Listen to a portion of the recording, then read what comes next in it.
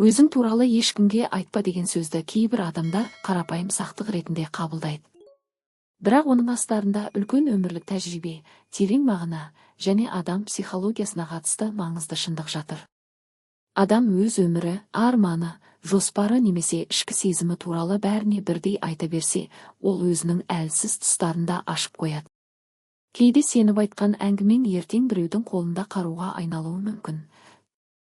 Сондықтан өмірде үндемей әрекет етудің, көп сөйлемей нәтиже көрсетудің қадірі ерекше. Қазіргі заманда адамдар өз өмірін көзге көрсетуге тым әуес болып кетті. Біреу жаңа жұмысқа тұрса, біреу қымбат зат сатып алса, енді бірі қарым-қатынасын, немесе жеке жетістігін әлеуметтік желіге жариялайды. Әр қадамын көрсетіп, өз бақыты туралы барлығына айтып жүреді. Бірақ үнсіз бақытты болудың орны бөлек. Себебі адамдардың бәрі сенің қуанышыңа шын ниетпен қуанбайды. Кейбіреулер іштей қызғанады, кейбірі сенің сәтсіздікке ұшырағаныңды күтеді. Мұндай жағдайда артық әңгіме адамның өзіне зиян келтіруі мүмкін.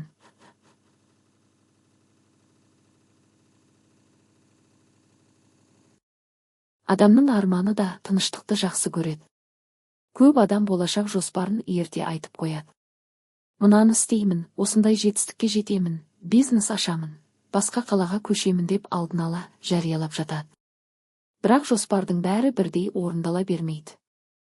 Кейде жолың болмай қалады, кейде мүмкіндік өзгеріп кетеді. Сонда кеше мақтанып айтқан сөзің бүгін өзіңе ауыр тиеді. Адамдардың сұрағы көбейеді, күмәні артады. Сондықтан кей нәрсені іштей пісіріп, нақты нәтижеге жеткеннен кейін ғана айтқан дұрыс. Үндемеу әлсіздік емес. Керісінше ол ақылдың белгісі. Ақылды адам кімге, не туралы және қанша айту керек екенін біледі. Өмірде бәріне ашылып сөйлей беру міндет емес. Әр адамның ішінде тек өзіне ғана тиесілі әлем болуы керек.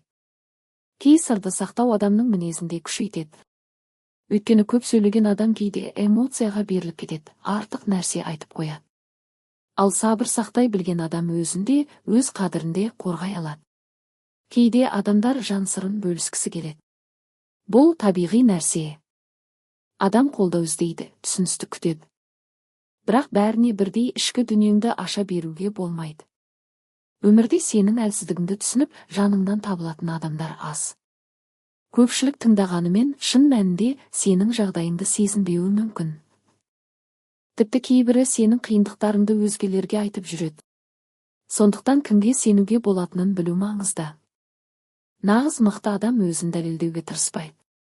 Ол айқайлап мақтанбайды, әр жетістігін жария етпейді. Оның әрекеті бәрінен қатты сөйлейді. Мұндай адамдар көбіне тыныш жүреді, бірақ үлкен нәтижеге жетеді. Себебі олар энергиясын бос сөзге емес, іске жұмсайды. Өмірде көп жағдайда тыныштық пен сабыр адамды алға шығарады. Кейбір адамдар өз бақытына өздері кедергі жасайды. Олар бір нәрсе басталмай тұрып айтып қояды, жоспармен бөліседі, мақтау күтеді. Ал мақтау адамды ерте тоқтатып тастауы мүмкін.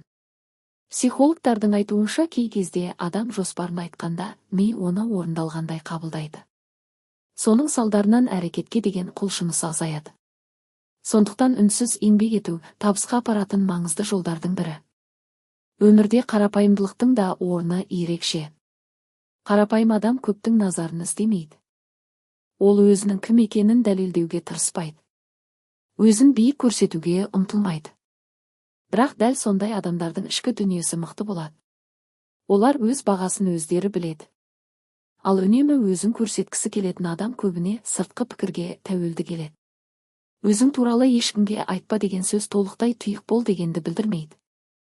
Бұл әр нәрсенің шегін білу.